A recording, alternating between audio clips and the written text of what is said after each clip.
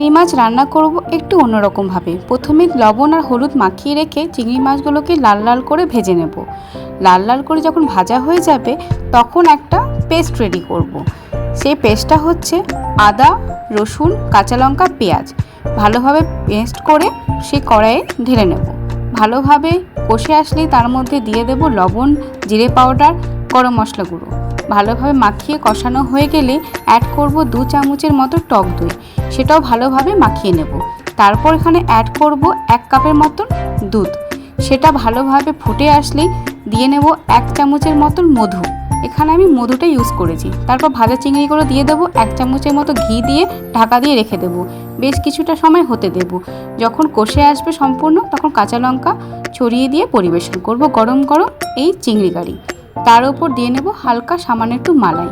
গরম গরম ভাতের সাথে সুস্বাদু এই চিংড়ি কারি অবশ্যই তোমরা ট্রাই করো।